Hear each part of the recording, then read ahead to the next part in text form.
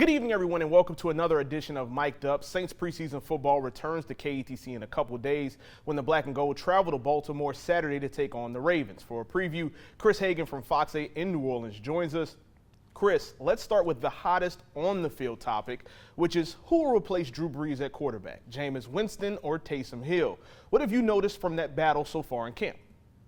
Look, I think both guys are taking it very seriously, and one thing I think that I don't think I thought about coming into the position battle was, in previous years when you had Drew Brees at the end of the day, you always knew Drew Brees was going to have that job. So certainly while Jameis and Taysom and whoever the backup quarterbacks were came out and competed for the backup job and did the best they could at training camp, in the back of your mind, you knew this is Drew Brees' job. Well, now I think both of these guys are finding something within themselves to elevate their game.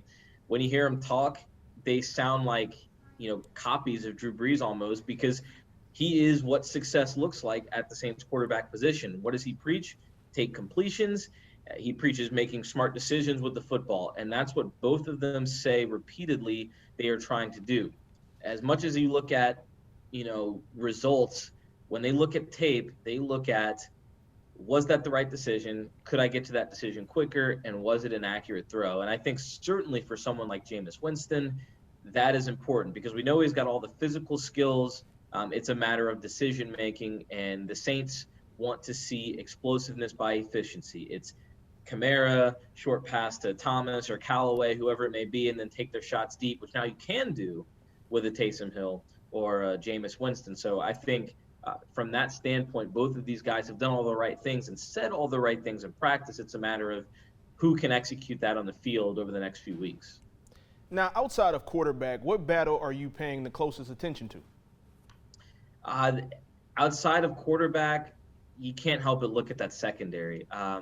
In the fact that there's a potential suspension coming for Marshawn Lattimore, who is going to be there when you take on Aaron Rodgers and Davante Adams in week one, which they're gearing up for most. So you're looking at a roster that's a little bit older when you talk about Patrick Robinson or PJ Williams. But wait, Patrick Robinson retires, and he was a guy who was getting first-team reps. So all of a sudden, are you throwing a guy like Paulson and Debo, who hasn't played football in a couple of years now since he opted out at Stanford, into this game and into a starting role because you absolutely have to? Maybe you are. And he's looked good at camp. The kid can cover. But at the same time, it's Davante Adams, who knows where he'll be matched up. And it's the NFL. It's going to be something completely new. And I know the Saints still have potential to bring, a good pass rush along the defensive line, but I think you are exposed at that cornerback position. So who steps up there, where they have Brian Poole playing, where they have Paulson and Debo playing, how long is Marshawn Lattimore out, who else can man that position? Is it Prince Amukamara, who came in during camp? We're yet to see, but that's where I'd be looking, because that was the position that we thought they'd address maybe a little bit higher in the draft, and certainly we thought they'd be a little bit more aggressive in free agency. It just didn't shape up that way. Now, switching to off the field, there's been a lot of drama brewing between the Saints and all-pro wide receiver Michael Thomas. Do you feel like that relationship can ever mend? I think it can mend. How long it can mend or for what period of time, I don't know. I think at this point, Michael Thomas has shown that as good as he can be, when he's not on the field and he doesn't have football as his primary focus, the Twitter fingers get rolling, the drama comes, and nobody wants that. If the Saints are fortunate enough to be in a situation where Michael Thomas returns and, they have a winning record and have the potential to make a playoff push, I could absolutely see them mending it together enough to work this year and to, salvage whatever the Saints can for the sake of this season. As far as a long-term future, I don't know, because it seems like more times than not, teams regret giving receivers big contracts, and it starts to hurt other parts of your roster.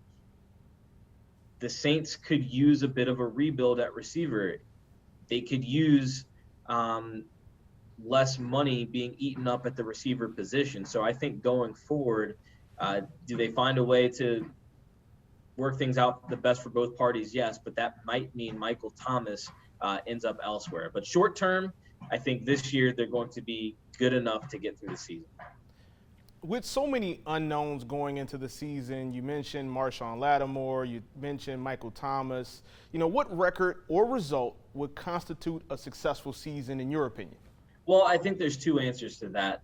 A successful season that fans probably want to see is 10 or 11, maybe north of that in terms of wins. 10 or 11 wins means you probably discovered your quarterback of the future. You retain Jameis Winston or Taysom Hill. You lock them up for a few years, and boom, biggest domino on the team, problem solved. I think the next side of a successful season, unfortunately, is like not being middle of the pack. And I'm not saying tank, but it's not the worst thing in the world if you ended up with a top 7 or 8 draft pick. I think that puts you in the realm of getting Derek Stingley Jr., which if you lock up Lattimore long term and you draft Derek Stingley Jr., what more could a defense ask for? I think that puts you in the realm of possibility of if you don't have your quarterback of the future, either you can get them with a top 7 or 8 pick, or you're in position to trade up from there to get maybe a top 6, 5, 4 pick. So I think you either need to have the success, keep fans happy, win games, move forward that way, or you get a little bit closer to that reset button. But I don't think it's a hard reset if you draft well, which they would be in position to do if they were around that 4 or 5 win mark, and you get an early first round pick, an early second round pick, and can really add some much needed depth to your team. That's Chris Hagan from Fox 8. You can catch him on the pregame show at 5:30 Saturday with Saints Ravens kicking off at 6 o'clock right here on KATC. Chris, thank you so much for joining us. Absolutely. Thanks for having me.